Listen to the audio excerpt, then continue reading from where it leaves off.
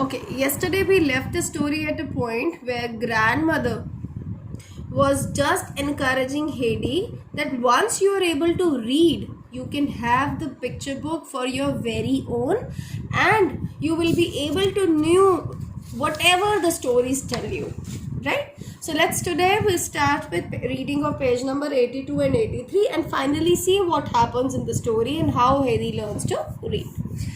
So Heidi had been listening with keen attention. Keen attention मतलब बहुत curious वे में जब हम ध्यान से सुनते हैं, जानने की इच्छा रखते हुए जब हम सुनते हैं, दैट्स ध्यान से. So Heidi was listening to grandmother with keen attention and now exclaimed with sparkling eyes.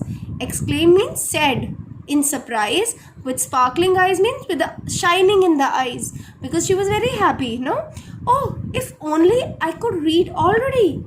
हीदी को समझ आता है, हाँ अगर मैं खुद पढ़ पाऊँ तो yes, I can have the picture book and I can read it myself, know what happened in the story.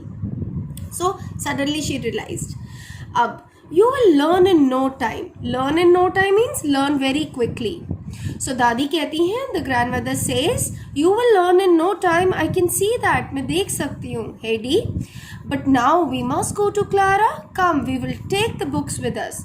आओ अभी क्लारा के पास चलते हैं along with the books. Grandmother took Heidi's hand and they went together into the study. The study means the area where they used to study or have lot of books. अब ये जो paragraph है, this is a kind of a flashback.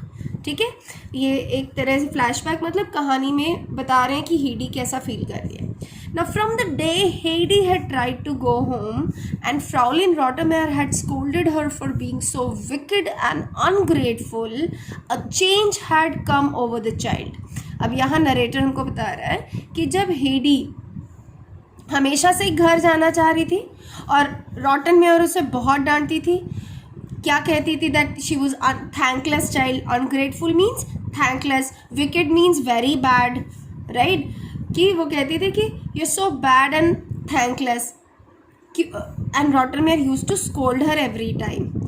But during the period of time धीरे धीरे Heidi में थोड़ा changes आ रहे थे. There were number of changes in Heidi from the time she has come from home to Frankfurt. ठीक है, now she now knew that she could not go home whenever she liked, but that she had to stay in Frankfurt for a long time, maybe forever. At least उसको इतनी बात तो समझ आई गई थी Heidi को कि अब जब उसका मन चाहेगा तब वो घर नहीं जा सकती है. शायद उसको फ्रैंकफर्ट में अब लंबे समय के लिए या हमेशा के लिए ही रहना पड़ेगा. सी, जब आपके घर में कोई काम करने आता है या आप जॉब पे रखते हैं, अगर आपका कोई मेड सर्वेंट है तो वो जब भी घर आना चाहे, ऐसा तो नहीं है अपना उठाया और चल पड़ा. आपसे परमिशन लेता है, छुट्टी लेता है, परमिशन होती है तो जा सकता है, और साल में ये नहीं कि हर रोज़ ही जाए रहे, है ना. So same was with the Heidi. अब हीडी को समझ आ गया था she cannot go home whenever she liked, right, and there was nobody to whom she could say how homesick she was. homesick मतलब आप जब घर से दूर होते हो तब जब आपको घर की याद आती है, that means you feel homesick. ठीक है, घर की याद आना. सो हीदी अब किसी को बता भी नहीं सकती थी कि उसको घर की कितनी याद आती है. ठीक है, for she could not face giving the grandmother who was so kind to her cause to be angry as Fraulein Rottermeier had been. अब क्यों नहीं बता सकती थी? क्योंकि वो नहीं चाहती थी कि जो उसकी काइंड ग्रैंडमदर है वो भी रॉटनमेयर की तरह उस पर गुस्सा करे, ये सुनकर कि वो हमें घर जाना चाहती है ना. देखो, सब कुछ हेडी को वहाँ कोई प्रॉब्लम नहीं थी ना, फ्रैंकफर्ट में सब उसका ध्यान रख ही रहे थे.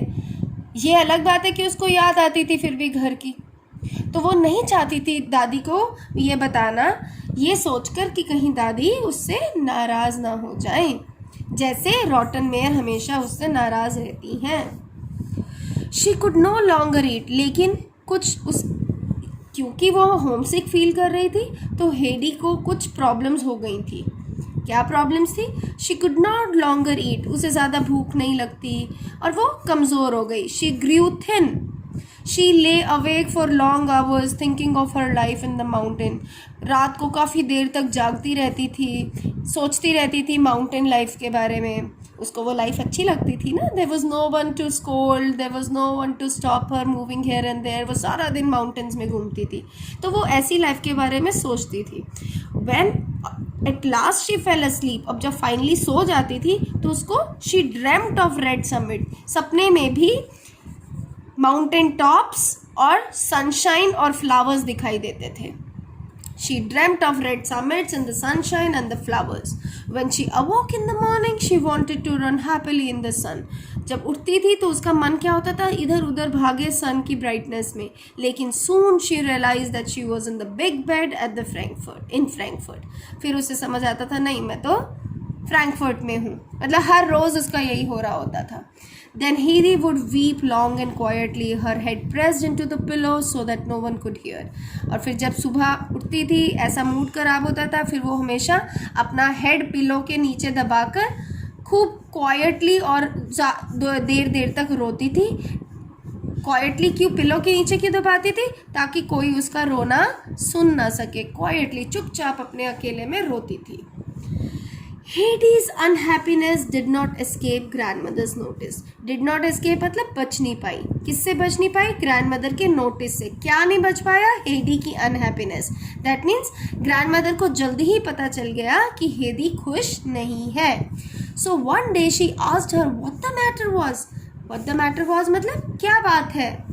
Heidi was afraid to tell her the truth. Heidi डर रही थी कि वो बताए ट्रूथ या नहीं. वो नहीं बताया उसने. She did not want the kind grandmother to think she was an ungrateful child.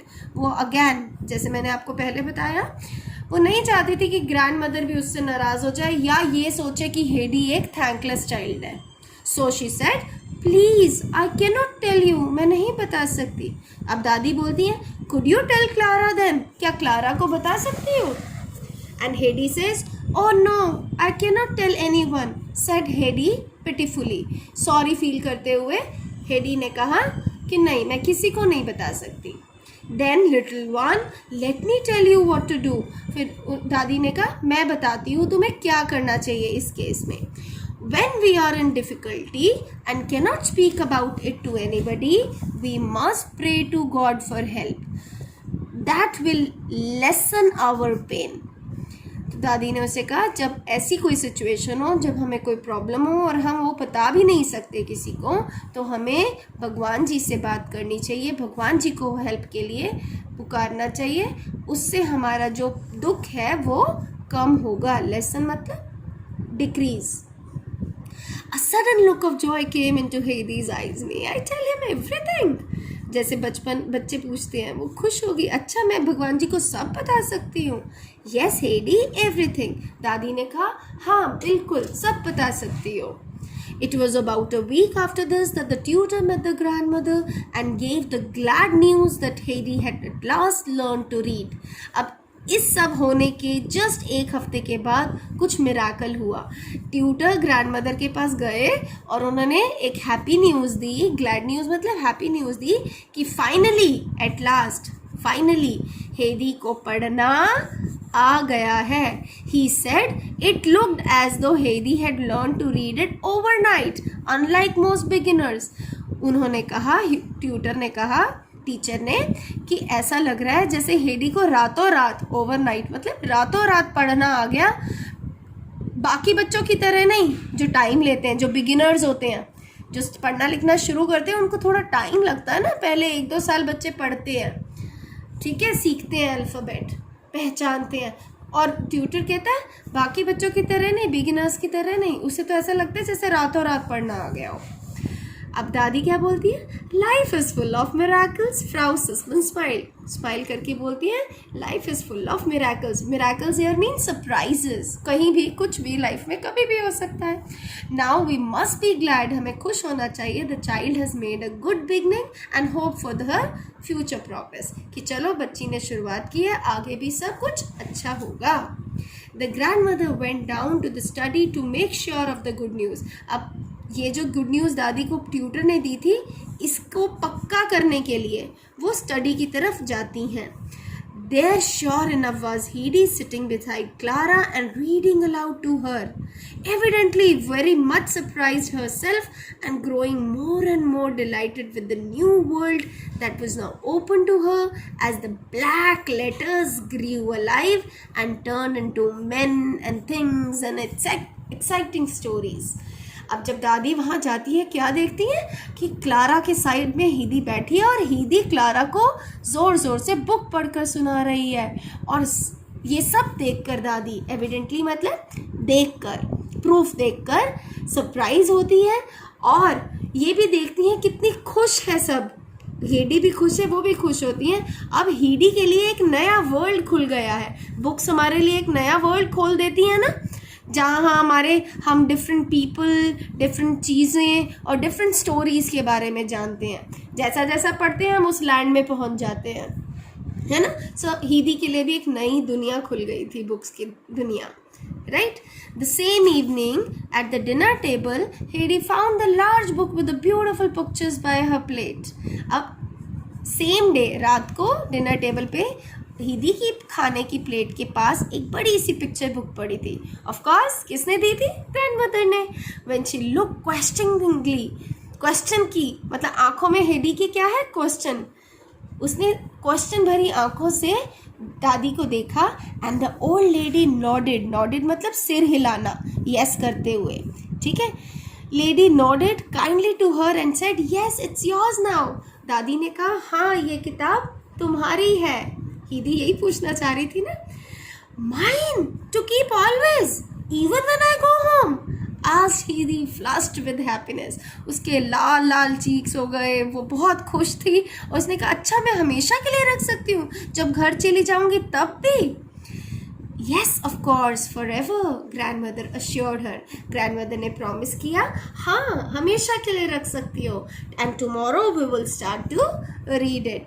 Now before she went to bed, Heidi looked at the book, at her book, sorry, अब तो उसकी हो गई ना वो book, and that was the promise grandmother told. And from that day on, her greatest pleasure was to read over and over again. सबसे ज़्यादा खुशी हेडी को उस दिन के बाद किस चीज़ में मिलती थी? बुक को बार बार पढ़ने में, stories which belong to the beautiful pictures, उन स्टोरीज को पढ़ने में जो उन ब्यूटिफुल पिक्चर्स को एक्सप्लेन करती थी। So now I want you all to do this part in your book, okay? Right? Try it for yourself first, and I will be sending the vocabulary and word meanings of these 2 pages, right? For this, and next period we'll be doing the back exercise, question answers. That's all for the day. Thank you.